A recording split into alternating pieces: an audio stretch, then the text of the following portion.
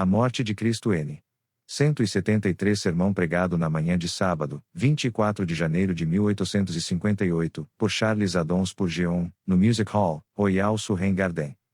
Contudo foi da vontade do Senhor esmagá-lo e fazê-lo sofrer, e, embora o Senhor faça da vida dele uma oferta pela culpa, ele verá sua prole e prolongará seus dias, e a vontade do Senhor prosperará em sua mão.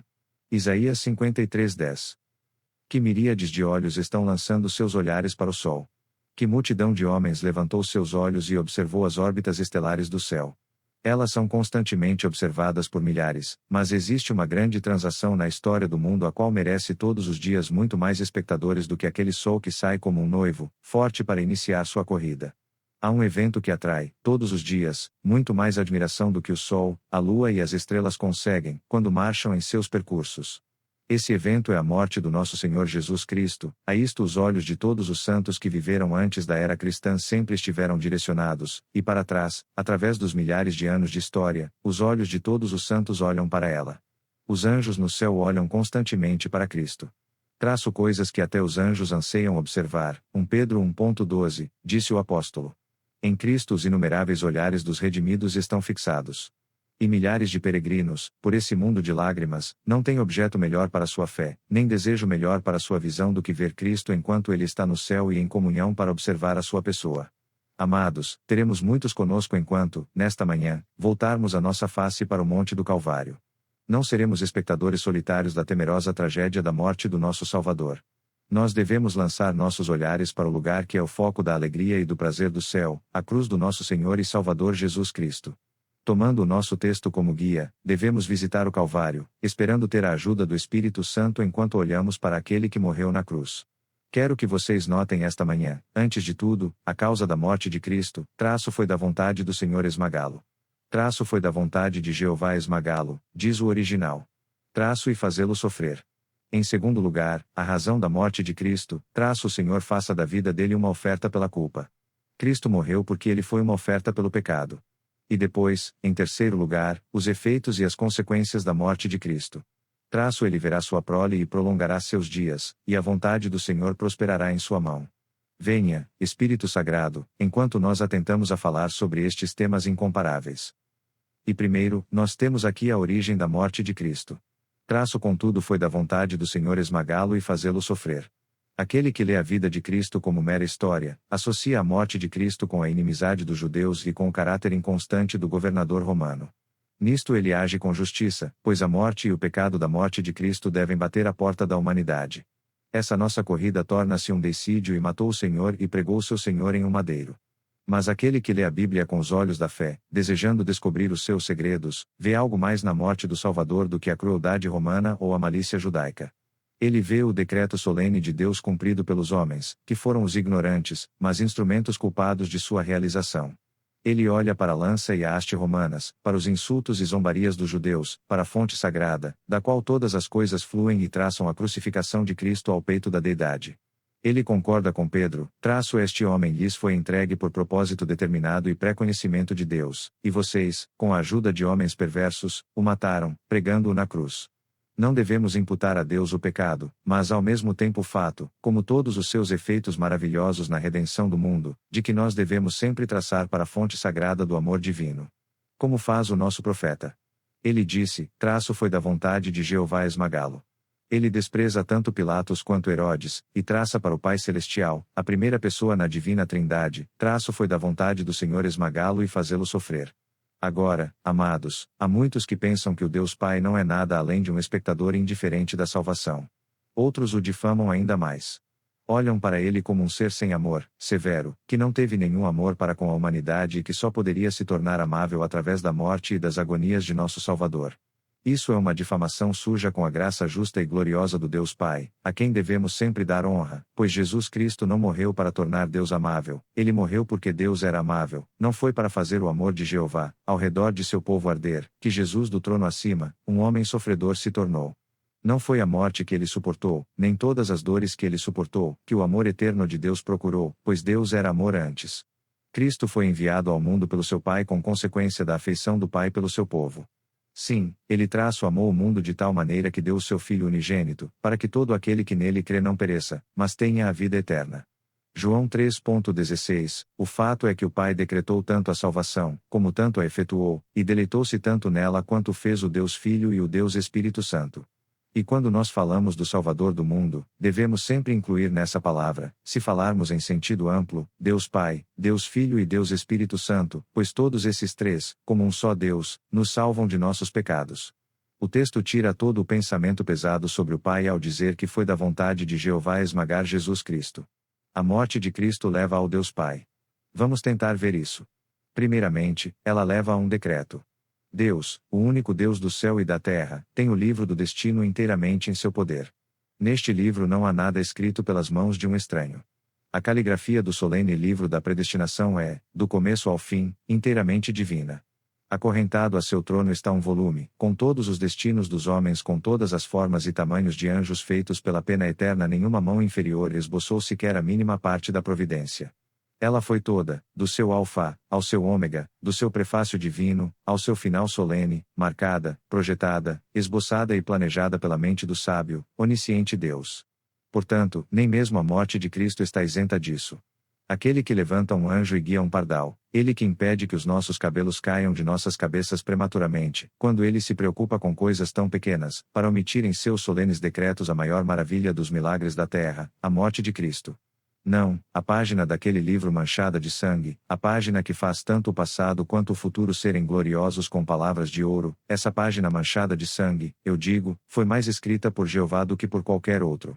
Ele determinou que Cristo deveria nascer da Virgem Maria, que ele deveria sofrer sob Pôncio Pilatos, que ele deveria descer ao Hades, que da morte ele deveria ressuscitar, levando cativo o cativeiro e em seguida reinar para sempre à direita da majestade, nas alturas. Não, eu não sei nada além de que terei a Escritura para minha justificação quando eu digo que essa é a verdadeira véspera da predestinação e que a morte de Cristo é o verdadeiro centro e a mola principal pela qual Deus formou todos os seus outros decretos, fazendo disso a essência e a pedra fundamental sobre a qual a arquitetura sagrada deveria ser construída. Cristo foi posto à morte pelo decreto previsto e solene de Deus Pai, e neste sentido, foi da vontade do Senhor esmagá-lo e fazê-lo sofrer. Mas um pouco mais adiante, a vinda de Cristo ao mundo para morrer foi o efeito da vontade e do prazer do Pai. Cristo não veio a este mundo por acaso. Ele se deitou no coração de Jeová diante de todos os mundos, eternamente deleitando-se em seu Pai e ser, ele mesmo, a eterna alegria de seu Pai. Na plenitude dos tempos, Efésios 1,10, Deus tirou seu Filho de seu seio, o seu Filho unigênito, e livremente o enviou para nós. Este foi incomparável, inigualável amor, que o juiz permitiu que o seu filho sofresse as dores da morte para a redenção de um povo rebelde. Eu quero a imaginação de vocês para criar uma cena dos tempos antigos. Há um patriarca barbudo que acorda de manhã cedo e acorda o seu filho, um jovem cheio de força, e ordena que ele levante e o siga. Eles saem de casa sem fazer nenhum barulho, antes que a mãe acorde. Eles partem numa jornada de 3 dias com os seus homens até chegarem ao monte sobre o qual o Senhor havia falado. Vocês conhecem o patriarca. O nome de Abraão está sempre fresco em nossa memória. No caminho, esse patriarca não troca uma só palavra com o seu filho. Seu coração está muito cheio para falar. Ele está sobrecarregado pela tristeza. Deus havia mandado que ele tomasse o seu filho, seu único filho, e mata-lo na montanha como um sacrifício. Eles vão juntos. E quem pode imaginar a imensurável angústia da alma desse pai, enquanto ele anda lado a lado com o seu filho amado, de quem ele será o executor? O 3º dia chegou. Os servos são ordenados para ficar no sopé da montanha, enquanto eles vão subindo para adorar a Deus. Agora, pode alguma mente imaginar como o sofrimento desse pai supera todas as margens de sua alma, quando, enquanto ele subia, o seu filho disse: as brasas e a lenha estão aqui, mas onde está o cordeiro para o holocausto? Você pode imaginar como ele sufocou suas emoções e, com soluços, exclamou: Deus mesmo há de prover o cordeiro para o holocausto, meu filho? Vejam. O pai comunicou ao seu filho o fato de que Deus demandara a sua vida. Isaque, que poderia ter lutado e escapado de seu pai, declara que ele deseja morrer se Deus havia decretado isso. O pai toma o seu filho, prende suas mãos atrás de suas costas, ajunta as pedras, constrói um altar, deita a lenha e tem o seu fogo pronto. E agora onde está o artista que pode pintar a angústia da contenção do pai, quando a faca está desembainhada e ele a segura, pronto para matar o seu filho? Mas aqui a cortina cai. Agora a cena escura desaparece com o som de uma voz dos céus. O carneiro preso nos arbustos serve como substituto e a obediência da fé não precisa ir mais longe. Ah, meus irmãos e irmãs! Eu quero tirar vocês dessa cena e levar a uma muito maior. O que a fé e a obediência fizeram o homem fazer, esse amor obrigou Deus, Ele mesmo, a fazer. Ele tinha apenas um filho, aquele filho que era o deleite de seu próprio coração. Ele convencionou a levar o seu filho para nossa redenção, para que ele não quebrasse a sua promessa, pois quando a plenitude dos tempos chegou, ele enviou o seu filho para nascer da Virgem Maria e sofrer pelos pecados dos homens. Oh, você pode imaginar a grandeza desse amor, que fez o Deus eterno não apenas colocar o seu filho sobre o altar, mas realmente cumprir o que estava escrito e trespassar a faca sacrificial no coração de seu filho? Você pode pensar em quão esmagador deve ter sido o amor de Deus para com a raça humana quando ele completou em ato o que Abraão fez apenas em intenção? Olhe e veja o lugar onde o seu único filho morreu na cruz, a vítima sangrenta da justiça desperta. Isso é amor de fato. E aqui nós vemos como foi da vontade do Pai esmagá-lo. Isso me permite pressionar meu texto mais um passo adiante. Amados, não é apenas verdade que Deus tenha projetado e permitido com complacência a morte de Cristo, é mais verdade ainda que as imensuráveis agonias que vestiram a morte do Salvador com terror sobre-humano foram o efeito do pugilismo do Pai de Cristo de fato. Há um mártir na prisão, as correntes estão em seus pulsos e ainda assim ele canta. Foi anunciado a ele que amanhã será o dia da sua sentença. Ele bate as suas mãos alegremente e sorri, enquanto diz: amanhã será o trabalho cortante. Irei me alimentar sobre as tribulações de fogo, mas depois eu cearei com Cristo. Amanhã é o dia do meu casamento, o dia pelo qual eu há muito esperava, quando eu assinarei o testamento da minha vida por uma morte gloriosa. A hora chegou. O homem com as alabardas o precede pelas ruas. Note a serenidade no semblante do mártir. Ele vira para alguns que olham para ele e exclamam: eu valorizo estas correntes de ferro muito mais do que se fossem de ouro.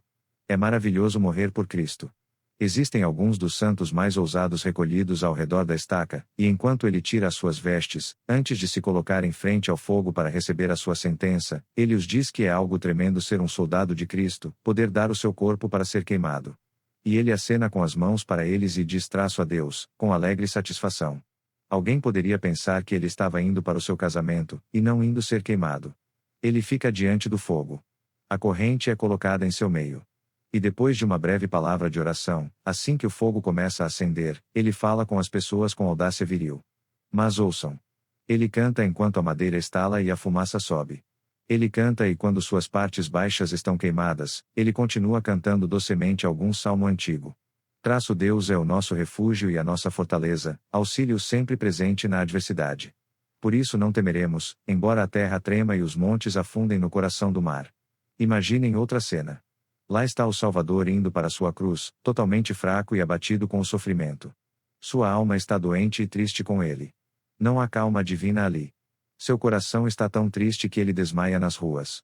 O Filho de Deus desmaia sob uma cruz que muitos criminosos devem ter carregado. Eles o pregam na cruz. Não há nenhuma canção de louvor. Ele é erguido no ar e lá ele permanece suspenso, preparando-se para sua morte. Você não ouve nenhum grito de exultação. Há uma compressão severa em sua face, como se uma agonia indizível estivesse arrancando o seu coração, como se mais uma vez o Getsemane estivesse acontecendo na cruz, como se a sua alma ainda dissesse: meu Pai, se for possível, afasta de mim esta cruz, contudo, não seja como eu quero, mas sim como tu queres. Mateus 26:39, ouçam. Ele fala. Ele não vai cantar as mais doces canções que já vieram dos lábios do mártir? Não, é um terrível gemido de desgraça que jamais poderá ser imitado. Meu Deus! Meu Deus! Por que me abandonaste? Marcos 15:34, os mártires não disseram que Deus estava com eles. Antigos confessos não choraram tanto quando viram a morrer. Eles gritaram enquanto queimavam e louvaram a Deus em seu suplício. Por que isto? Por que o Salvador sofreu tanto? Porque foi da vontade do Pai esmagá-lo. Esse brilho da face de Deus que havia alegrado muitos santos a morrer foi tirado de Cristo. A consciência da aceitação com Deus, a qual havia feito muitos homens santos receberem a cruz com alegria, não foi concedida ao nosso Redentor e, portanto, ele sofreu em densa escuridão de agonia mental. Leia o Salmo 22 e aprenda o quanto Jesus sofreu.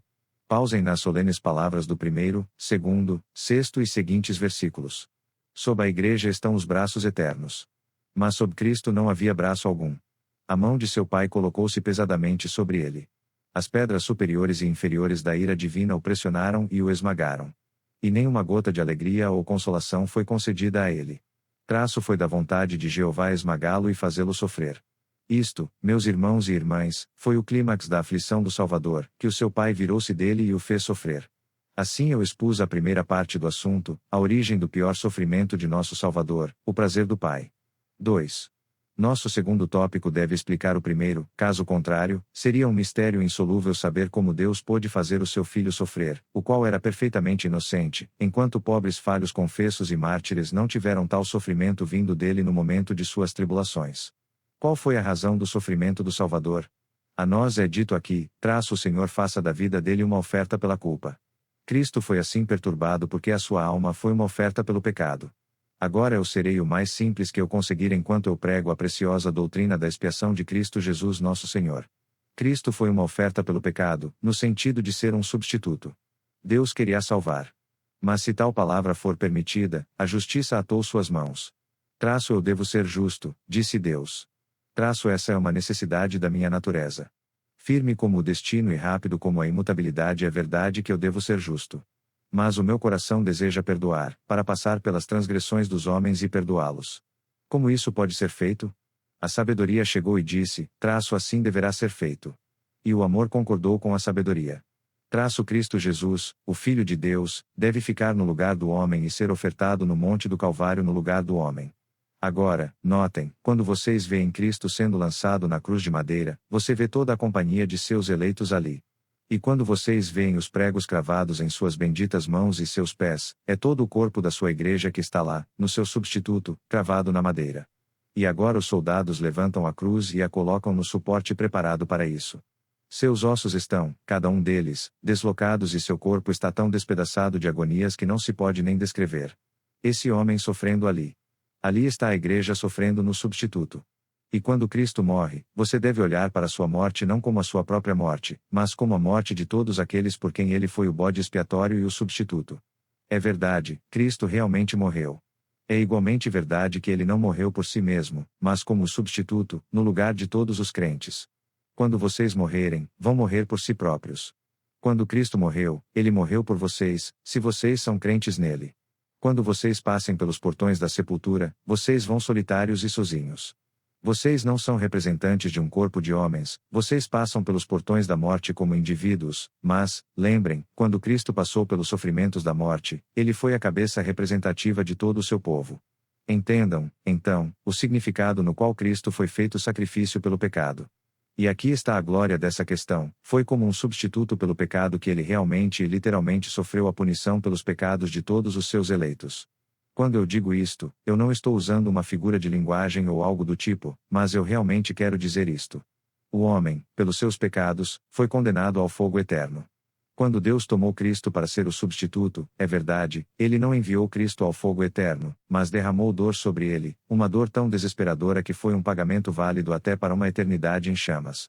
O homem foi condenado a viver para sempre no inferno. Deus não enviou Cristo para ficar no inferno para sempre. Mas ele colocou em Cristo uma punição que foi equivalente a isso. Embora ele não tenha dado a Cristo o verdadeiro inferno dos crentes, deu a ele uma retribuição igual, algo que foi equivalente a isso. Ele tomou a taça da agonia de Cristo e colocou nela, sofrimento, miséria e angústia, tais que só Deus pode imaginar ou sonhar a respeito, que foram o equivalente a todo o sofrimento, toda a aflição e todas as torturas eternas de todos que devem ir ao céu, comprados pelo sangue de Cristo. E você pergunta, Cristo bebeu tudo isso por sua escória? Ele sofreu tanto assim? Sim, meus irmãos e irmãs, ele tomou o cálice e, em um triunfante gole de amor, ele bebeu toda a condenação. Ele sofreu todos os horrores do inferno, uma saraivada de ferro caiu sobre ele com granizos maiores do que qualquer capacidade. Ele permaneceu até que a nuvem negra esvaziasse completamente. Ali estava a nossa dívida, gigante e imensa. Ele pagou até o último centavo de qualquer coisa que o seu povo devia. E agora não há mais nenhum centavo devido à justiça de Deus no caminho da punição de qualquer cristão. E embora nós devamos gratidão a Deus, embora devamos muito ao seu amor, nós não devemos nada à sua justiça, pois Cristo, naquela hora, tomou todos os nossos pecados, passado, presente e por vir e foi punido por todos eles, não devemos jamais ser punidos porque ele sofreu no nosso lugar. Vocês conseguem ver, agora, como foi que o Deus Pai o esmagou? Se ele não tivesse feito isso, as agonias de Cristo não poderiam ser um equivalente aos nossos sofrimentos. O inferno consiste na ocultação da face de Deus dos pecadores, e se Deus não tivesse escondido a sua face de Cristo, Cristo não poderia, eu não vejo como ele poderia, ter suportado qualquer sofrimento que poderia ter sido aceito como equivalente às aflições e agonias de seu povo. Eu acho que ouvi alguém dizer, você quer que nós entendamos esta expiação que você nos pregou agora como um fato literal? Eu digo, mais que solenemente, que sim. Existem no mundo várias teorias sobre a expiação, mas eu não consigo ver em nenhuma delas alguma expiação, a não ser nessa doutrina da substituição. Muitos teólogos dizem que Cristo fez algo quando morreu, que permitiu que Deus fosse justo e ainda justificador dos ímpios. O que foi esse algo eles não dizem para nós. Eles acreditam numa expiação feita para todos. Mas, no fim, a expiação deles é apenas isto: eles acreditam que Judas foi tão reparado quanto Pedro, eles acreditam que os condenados no inferno foram um objeto da satisfação de Jesus Cristo tanto quanto os salvos no céu. E embora eles não digam isso com todas as palavras, eles ainda querem dizer isto, pois isto é uma inferência justa, que, no caso das multidões, Cristo morreu em vão, pois ele morreu por todos, eles dizem. E foi tão sem efeito a sua morte por eles, que embora ele tenha morrido por eles, eles serão todos condenados depois. Agora, tal expiação, eu desprezo, eu rejeito. Posso ser chamado de contra a lei, ou calvinista por pregar uma expiação limitada, mas eu prefiro acreditar numa expiação limitada que é eficaz para todos a quem ela foi destinada, a acreditar numa expiação universal que não é eficaz para ninguém, a não ser que a vontade do homem esteja de acordo com ela. Porque, meus irmãos e irmãs, se nós fôssemos salvos apenas para que através da morte de Cristo qualquer um de nós pudesse se salvar depois, a expiação de Cristo não valeria um centavo, pois não há nenhum dentre nós que possa se salvar, não, ninguém no Evangelho. Se eu serei salvo pela fé, se essa fé for o meu próprio ato, sem a assistência do Espírito Santo, eu serei tão incapaz de me salvar pela fé quanto de me salvar pelas boas obras. E depois de tudo, embora os homens chamem isto de expiação limitada, isto é tão eficaz quanto as suas redenções falaciosas e apodrecidas pretendem ser. Mas vocês conhecem o limite dela? Cristo comprou uma multidão que homem nenhum pode contar. O seu limite é apenas esse: ele morreu por pecadores. Qualquer um nesta congregação que se reconhece, interiormente e tristemente, como um pecador, Cristo morreu por ele. Qualquer um que deseja Cristo deve saber que Cristo morreu por ele. Nosso senso de necessidade de Cristo e nossa busca por Cristo são provas infalíveis de que Cristo morreu por nós. E notem, aqui está algo substancial: os arminianos dizem que Cristo morreu por eles. E depois, pobres homens, eles não têm nada além de um pequeno consolo, pois eles dizem, Cristo morreu por mim. Isso não prova muita coisa. Isso apenas prova que eu serei salvo se me importar com o que serei depois. Eu posso, talvez, me esquecer de mim. Talvez eu corra para o pecado e pereça. Cristo fez um bom negócio por mim, mas não o bastante, a não ser que eu faça algo. Mas o homem que recebe a Bíblia como ela é, diz, Cristo morreu por mim, então a minha vida eterna está garantida. Eu sei, ele diz, que Cristo não pode ser punido no lugar de um homem e o homem ser punido depois disso. Não, ele diz, eu creio em um Deus justo, e se Deus é justo, ele não vai punir Cristo primeiro, e depois punir os homens. Não, o meu Salvador morreu e agora eu estou livre de qualquer exigência da vingança de Deus e posso caminhar por esse mundo em segurança. Nenhum raio pode me atingir, e eu posso morrer absolutamente certo de que para mim não haverá fogo nenhum do inferno, pois Cristo, meu resgate, sofreu em meu lugar, e, portanto, eu estou liberto. Oh, doutrina gloriosa! Eu gostaria de morrer pregando isso. Que melhor testemunho podemos carregar com o amor e a fidelidade de Deus, do que o testemunho de um substituto eminentemente satisfatório para todos os que creem em Cristo? Eu vou citar aqui o testemunho desse profundo teólogo, Dr. John Owen: a redenção é o livramento de um homem da miséria através da intervenção de um libertador. Agora, quando um libertador é pago para salvar um prisioneiro, a justiça não demanda que ele deve ter e aproveitar a liberdade comprada por ele com uma consideração valiosa? Se eu pudesse pagar 1000 libras pela liberdade de um homem da escravidão para aquele que o detém, quem tem o poder de libertá-lo e está contente com o preço que eu dei, não seria injusto para mim e para o pobre prisioneiro que a sua libertação não fosse concretizada? Pode, possivelmente, ser concebida a ideia de que existisse uma redenção aos homens, e os homens não fossem redimidos? Que um preço fosse pago e a compra não fosse consumada? Além disso tudo, ainda haveria verdadeiros e inumeráveis absurdos, se a redenção universal fosse aceita. Um preço é pago por todos, porém apenas alguns são libertos. A redenção de todos consumada, e ainda assim só alguns são redimidos? O juiz satisfeito, o carcereiro dominado, e os prisioneiros ainda na prisão? Sem dúvida, redenção e universal, onde grande parte dos homens perece, são tão irreconciliáveis quanto romano e católico. Se há uma redenção universal, então todos os homens estão redimidos. Se eles estão redimidos, então eles estão livres de toda a miséria, virtual ou realmente, onde quer que tenham sido aprisionados, e isso pela intervenção de um libertador. Por que, então, não são todos salvos? Em uma palavra, a redenção feita por Cristo, sendo a libertação completa das pessoas de toda a miséria, em que foram enlaçadas, pelo preço do seu sangue, não pode ser concebida como universal, a não ser que todos sejam salvos. Então a opinião dos universalistas não serve para a redenção. Eu paro mais uma vez, pois eu ouço uma alma tímida dizer, mas, Senhor, eu tenho medo de não ser um eleito e, se assim for, Cristo não morreu por mim. Pare, Senhor. Você é um pecador? Você sente isso? O Espírito Santo de Deus fez você se sentir um pecador perdido? Você precisa da salvação? Se você não precisa dela, não há dúvidas de que ela não foi prometida para você. Mas se você realmente sente que precisa dela, você é eleito de Deus. Se você tem o desejo de ser salvo, um desejo dado a você através do Espírito Santo, esse desejo é um sinal para o bem. Se você tem orado verdadeiramente pela salvação, você tem aí uma clara evidência de que você é salvo. Cristo foi punido por você. E se você sabe disso, você pode dizer, nada em minhas mãos eu trago, simplesmente a tua cruz eu me apego. Você deve ter tanta certeza de que é eleito de Deus quanto tem de sua própria existência. Esta é a prova infalível da eleição, um senso de necessidade e uma sede de Cristo. 3.